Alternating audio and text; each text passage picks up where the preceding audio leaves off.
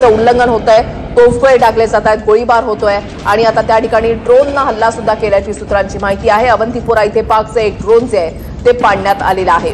प्रत्येक हल्ल्याला चोख प्रत्युत्तर काश्मीर खोऱ्यामध्ये पूर्णपणे आता ब्लॅकआउट करण्यात आलेल्या या काश्मीर खोऱ्यामध्ये ड्रोनच्या माध्यमातून हल्ल्याचा प्रयत्न। भारताच्या 20हून जास्त शहरांवर पाककडून ड्रोनचे हल्ले, पाकचे सर्व ड्रोन भारतानं पाडलेले आहेत।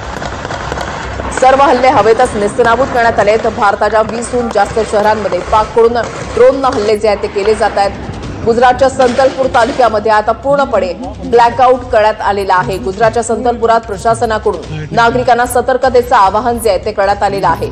महत्त्वाची बातमी, गुजरातच्या संतलपूर तालुक्यामध्ये ब्लॅकआउट करण्यात आलेला आहे।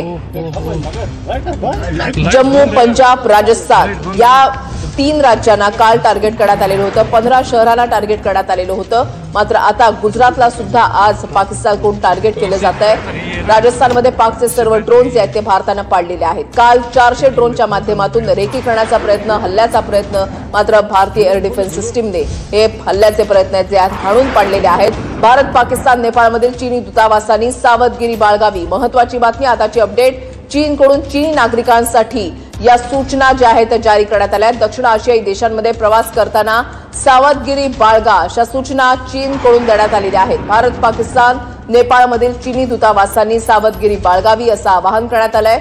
चीनकडून चीनी नागरिकांसाठी या सूचना आता जारी करण्यात आलेल्या आहेत। दक्षिण आशियाई देशांमध्ये प्रवास करताना सावधगिरी बाळगण्याच्या सूचना चीन सरकारकडून आता करण्यात आलेल्या आहेत। महत्त्वाची बातमी आपण पाहताय, चीन जो आहे तो पाकिस्तानला पाठिंबा देतोय।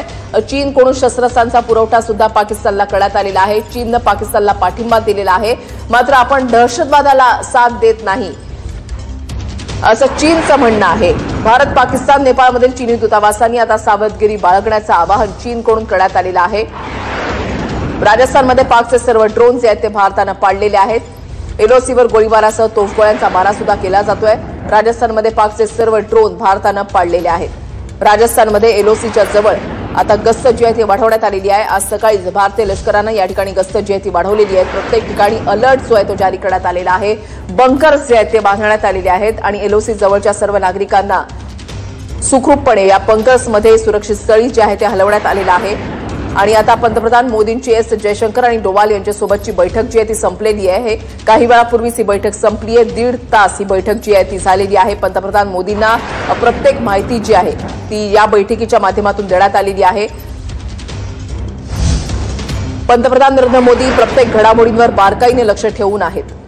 पहलगामचा हल्ला, त्याच्यानंतर राबवलेलं ऑपरेशन सिंदूर आणि त्याच्यानंतर पाकिस्तानकडून झालेली आगळीक, पाकिस्तानकडून करण्यात आलेले ड्रोन आणि मिसाईलचे हल्ले, त्याला भारताकडून दिलं गेलेलं चोख प्रत्युत्तर, याची प्रत्येक माहिती पंतप्रधान मोदींना दिली जाते। मोदींनी ही संपूर्ण माहिती राष्ट्रपती द्रौपदी मुर्मू यांच्यापर्यंत सुद्धा पोहोचवलेली आहे। श्रीनगरमध्ये पाकचे ड्रोन पाडण्यात आलेले आहेत। लागोपाठ व्हिडिओ जे आहेत ते समोर येत आहेत। पहिला, दुसरा, तिसरा, चौथा व्हिडिओ जो आहे आपण या ठिकाणी पाहताय। ड्रोन कशा पद्धतीनं आपल्या एअर डिफेन्स सिस्टीमनं पाडलेले आहेत त्याचे व्हिज्युअल्स जे आहेत ते समोर येत आहेत। 5वा व्हिडिओ आपण या ठिकाणी पाहताय। ज्या वेळेला लागोपाठ ड्रोननं हल्ले करण्यात आलेले होते पाकिस्तानकडून, त्या ड्रोन हल्ल्यांना चोख प्रत्युत्तर देण्यात आले।